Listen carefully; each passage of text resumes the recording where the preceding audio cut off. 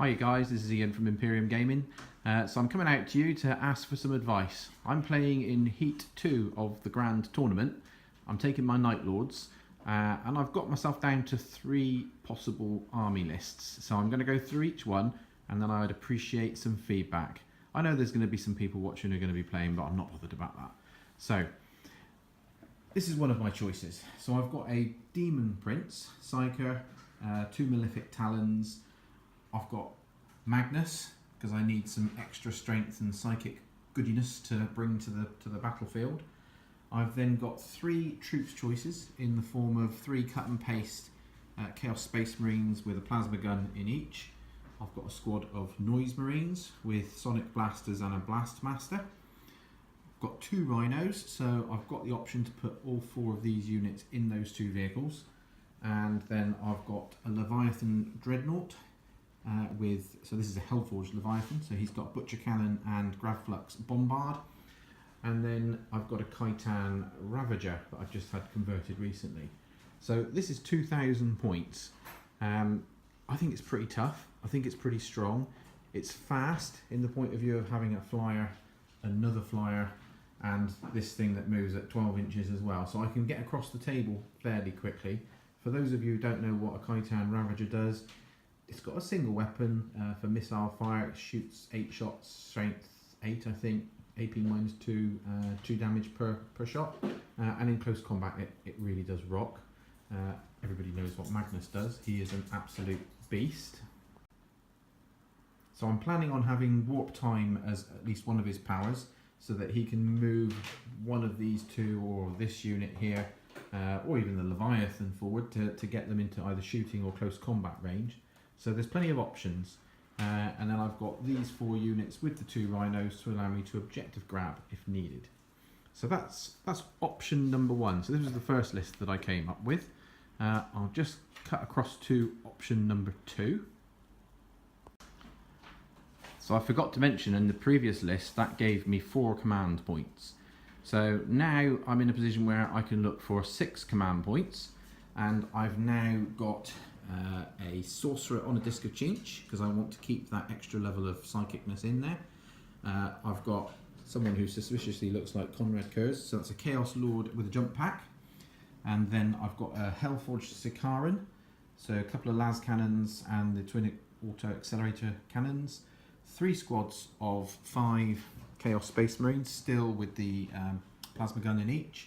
I've now added in a Xiphon Flyer, so that gives me 4 additional las cannons and the Soul Taker missile launcher underneath. I've kept 1 Rhino so that I can transport 2 of these, or put 1 in and maybe the Chaos Lord, depending on what I want to do. And I'm keeping Magnus and the Khitan. Whatever happens, I'm taking these 2. So that's 6 command points. I still maintain some manoeuvrability with 2 of these squads being in the vehicle. The Sicaran is hellishly fast, so it can reposition if it needs to. And I've still got manoeuvrability with the Sorcerer. And obviously with the Xiphon, he can zip across the battlefield as and when he needs to. So that's option 2. Now this gives me, I think it's 1, 2, 3, 4, 5, 6, 7, 8 drops. So this is the most number of drops when it comes to deployment. The first one gave me 6 drops, and then this is my 3rd option coming up.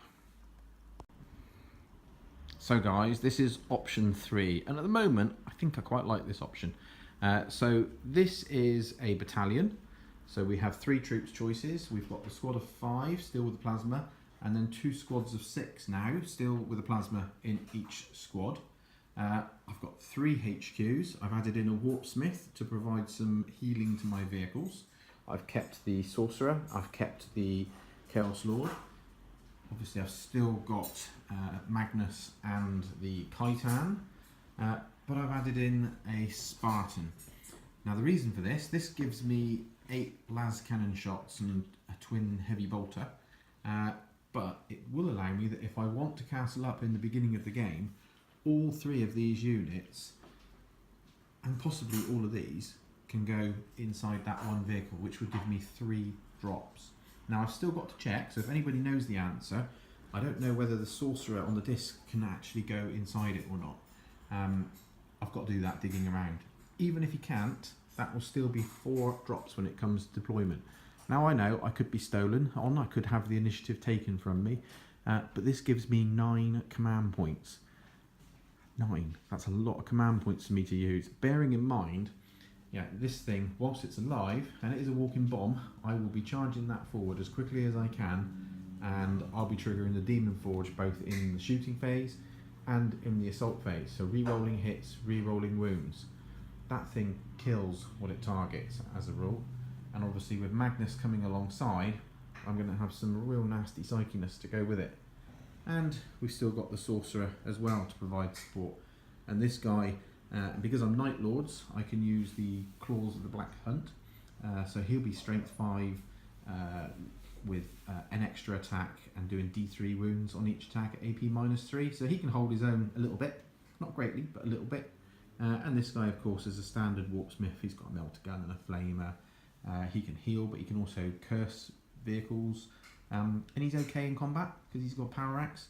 So there are options. The one thing I didn't mention, across the whole army, all of the aspiring champions have got power swords. So just in case I need to get a couple of hacks in with them, they can hold their own sometimes. So there we go. That's 2,000 points across 3 different options. I would very much welcome your views, guys, as to what I should do.